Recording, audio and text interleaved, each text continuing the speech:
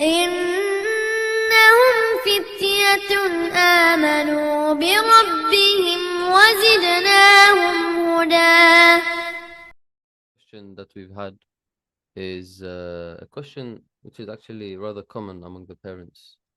It splits into two. The first one is my son or child, they don't listen to righteous advice of the parents in terms of they listen to music, they perhaps smoke, they indulge in muharramat, and the parent tried whatever they could in advice and the things of that nature. However, to no avail. So, what do you advise parents who have this situation?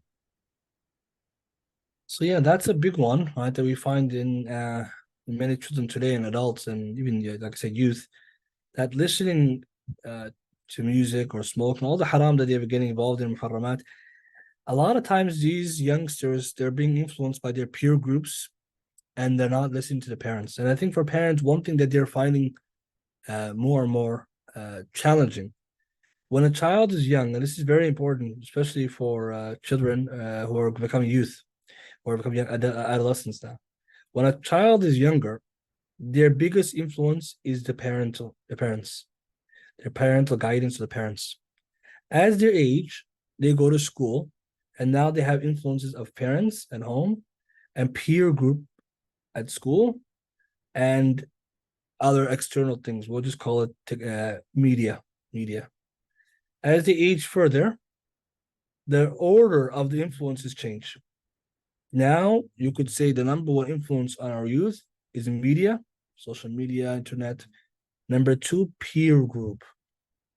Peer group means the friends to impress and validate themselves with their friends at school, way more influential for them, unfortunately, because they're older, because that's who they spend most time and that's what they see themselves as. That's who they are trying to be around and get involved in. And last is the parents. So parents find as they get older, not only is their influence on the child weakening because the child's going from young to old to adult. And that's why when a child is fully grown, the parents are not parenting anymore. They just sort of like guiding them a little bit. But the parents know this is a full adult now. But the parents will find that when they get older, the kids now they're influenced by the peer group. The peer group is the number one problem for the youngsters because it's their pressure to get in. They need their validation. So what happens if everyone is smoking and doing haram? The friends are usually doing it. So parents are their influence has now gone down the ladder. Social media and other things are going up, and the peer group is probably somewhere number one or two. And so parents have to start realizing that I cannot expect my children just to listen to me how they used to listen to me when I was younger. And there are even some weak hadith to also suggest that, as from the Science Day Judgment, it's a weak hadith in Tirmidhi, but it also suggests that at the end of times, people will be respectful to their friends and disrespectful to their fathers or parents. So even though the hadith is weak, what is it highlighting is that this idea of parents losing their influence. So parents need to be creative. They need to get other young people, other peer groups of righteous friends to be your friends of your children, who will then exercise influence on them not to do it.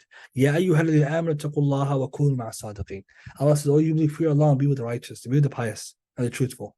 When you have children, for example, go to madrasa, they go to the masjid, they go to Muslim, place where Muslims are frequently, even if it's the soccer pitch or the football pitch, if they stay with good Muslims, that influence the peer group will also help them not to do that. So if your child, for example, smoking or doing haram, it's usually because their peer group is doing it, or they saw it on social media, or they saw it from something in school. They take the same child and change their peer group. Now they're telling them, come study the Quran. And they feel like pressure and a good way to go and do it. Hey, we don't smoke, it's haram. That's what parents need. Because the parents cannot expect they're going to listen to them only as they get older, they're weakening their influence. That's just how it is. But also parents have to be clever as the things are going now. Like say parents are realizing, hey, my child's getting older now. I need to get some mentors, imams, the students, the people who can benefit, the teacher at school, the Muslim community, the people who I feel are good role models surrounding my child. And that will help them in the time that they are weakest because the peer group influence also diminishes as you get older. It will still be there, but as you get older to full adulthood, your peer group is not so important as it used to be. Like you don't need to show off anymore or to like what do you call it, validate That's how we get older. We don't care what people are doing as much anymore because now we're stronger on our 2 feet. But during that period, parents have to get extra help. They cannot just expect they're going to listen, because when they were younger, it was so much easier. But now you need to also adopt your parenting strategy to do that. That's why they find in the Quran and Sunnah so much influences on good friendship. Why? Because peer group is very strong. This hadith, we know about it. A person upon the religion, their close friend, everyone should be aware who take it as a friend.